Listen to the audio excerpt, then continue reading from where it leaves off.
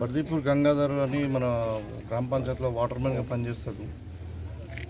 పాప ఆయన పొద్దున దురదృష్టవశాత్తు మరి యాక్సిడెంటల్గా ఇల్లు వాళ్ళ అగ్ని ప్రమాదం జరిగింది ఇంట్లో. సో మొత్తం కూడా ఇక్కడ చూసాం మేము వచ్చి మొత్తం కూడా ఇల్లంతా కాలిపోయింది. అల్మార్లో ఉన్న సామాన్లు కానీ అలా భార్య కన్ను ఆపరేషన్ కొరకు ₹1,00,000 తెచ్చి పెట్టుకున్నట్టు అది కూడా కాలిపోయింది. బియ్యం అన్నీ కూడా కాలిపోయినాయి. అయితే వెంటనే ఇక్కడ వచ్చి మన అధికారులతో కూడా మాట్లాడడం జరిగింది. వాళ్ళు కూడా పంచనామా చేస్తారు. గవర్నమెంట్ నుండి ఒక 8,500 ఏదో వస్తాయి. అవి కూడా ఇప్పుడు ఇమ్మీడియట్గా ఇప్పిస్తాము 2 రోజుల్లో. అది కాకుండా ఇందిరమ్మ ఇండ్లు మొట్టమొదటి ప్రాధాన్యతలో గంగారాంకి ఇస్తాము. గ్రామస్తులు కూడా అందరూ ఒప్పుకుంటున్నారు. సో అదే కాకుండా ఇవాళ 1 క్వింటాల్ బియ్యము మరి నిత్యావసర వసతులు అంటే ఈ సామాన్ అంతా కూడా ఒక నెల రోజులకు సరిపెట్టేట్టు ఇప్పిస్తున్నాం. ఒక ₹10,000 కూడా ఆర్థిక సహాయం చేస్తున్నాము.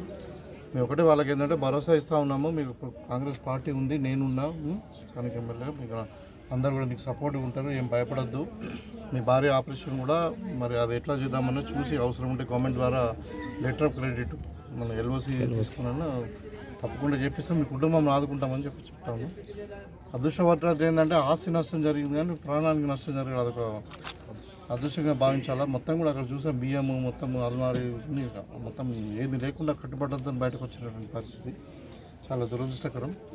సో వీళ్ళ కుటుంబాన్ని తప్పకుండా ఆదుకుంటాం.